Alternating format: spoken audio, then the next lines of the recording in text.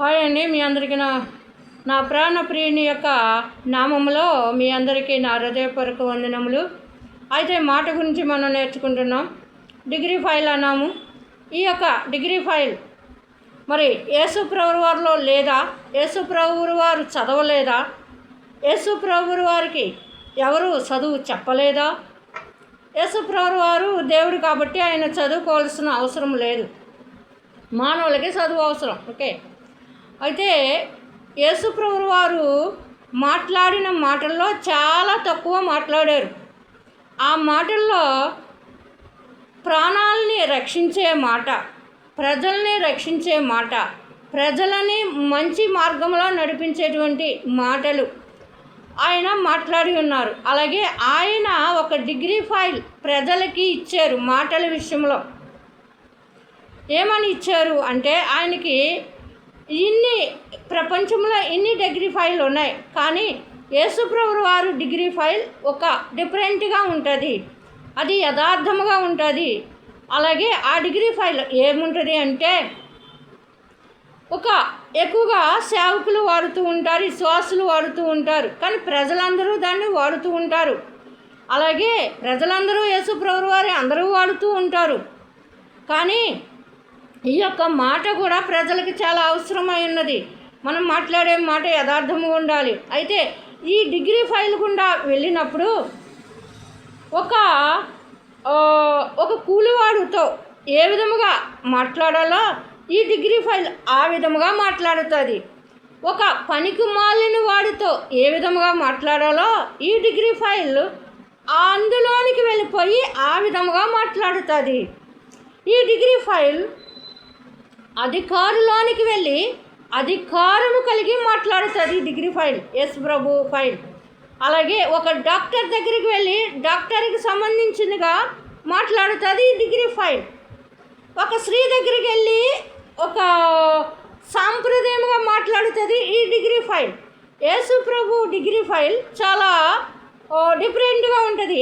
ఆ గుండా యేసు ప్రభు డిగ్రీ ఫైల్ని తీసుకుని మనం మాట్లాడినప్పుడు మన జీవితాలు బాగుపడతాయి, మన చుట్టూ ఉన్నవారు బాగుపడతారు, మన ప్రాంతము, మన ప్రపంచము, మన దేశము బాగుపడుతుంది, మన కుటుంబం బాగుపడుతుంది. అంతేకాదు మనం బాగుపడతాం. ఈ యొక్క నోరు అనేది ఇక్కడికే కాదు, కానీ ఈ నోరు అనేది వాయిస్. ఈ వాయిస్ యెహోవాది. ఈ యెహోవా నోరు లేదు, కానీ మాట స్వస్థతగా పలికేటువంటి వాడు యెహోవా. ఆ యెహోవా మనకి మాట్లాడేటువంటి మాట ఇచ్చి ఉన్నాడు. అదే విధముగా మనము రక్షింపబడతాము. దేవునికి మహిమ, మనము రక్షింపబడతాము. ఈ మాట అనేది ఖచ్చితంగా దేవుని యొక్క ప్రజలకి చాలా అవసరమైనది, ప్రజలకు అవసరమైనది. ఈ మాట సంపించేస్తుంది. ఈ మాట చాలా భయంకరమైనటువంటిది. నువ్వు ఆలోచించి మాట వదలకపోతే ఇంతకంటే ఏముంటుంది? సంపించేస్తుంది. ఇంకా అనేక కోణాల్లో మనం మాట్లాడుకోవచ్చు. అందుకే ఇది మాట్లాడేటప్పుడు వాస్తవంగా ఉండాలి, యథార్థత ఉండాలి. నువ్వేం మాట్లాడుతావో ముందు నువ్వు స్టడీ చేసుకుని మాట్లాడుకోవాలి. స్టేజ్ల మీద, లేకపోతే ఒక అధికారి మాట, ఒక ముఖ్యమంత్రి మాట, ఒక ప్రధాని యొక్క మాట ఏ విధముగా ఉంటుంది? ఆ విధముగానే నీకు కొన్ని అధికారాలు ఇచ్చి ఉన్నాడు. కుటుంబం మీద అధికారం, బిడ్డల మీద అధికారం, అలా ప్రతి ఒక్క మనిషికి కొన్ని అధికారములు ఇచ్చినప్పుడు అధికారికి సంబంధించినటువంటి మాటలు నువ్వు మాట్లాడాలి.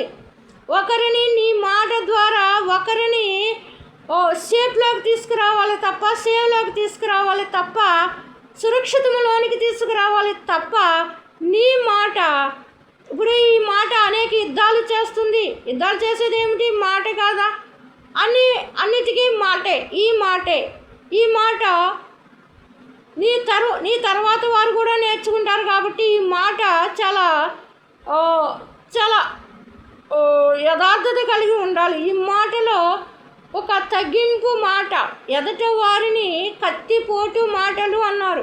కత్తితో పొడకర్లేదు, కానీ ఇప్పుడు నేను చెప్పాను కదా, సంపేస్తుంది మాట. అందుకని ఈ మాటని చాలా నీలోనికి తీసుకోవాలి. ఈ నోరుని నీ సాధారణంలోనికి తీసుకోవాలి. నోరే కదా మాట్లాడేస్తుంది అంటే నో, అలా మాట్లాడితే నీ ప్రాణానికి దెబ్బ, నీ చుట్టూ వారికి దెబ్బ. నువ్వు వెళ్ళిపోయినా ఈ మాట నిలిచిపోతుంది ఇంకా మిగిలిన వారికి. అందుకని ఈ మాట చాలా యథార్థం కలిగి ఉండాలి. రెండోది, సోదంతా చెప్పుకోకూడదు. మాటలో చాలా తక్కువగా ఉండాలి. ఎంత తక్కువగా ఉంటే అంత మంచిది మాటలు. ఈ మాట వలన పడిపోయిన వారు లేవాలి.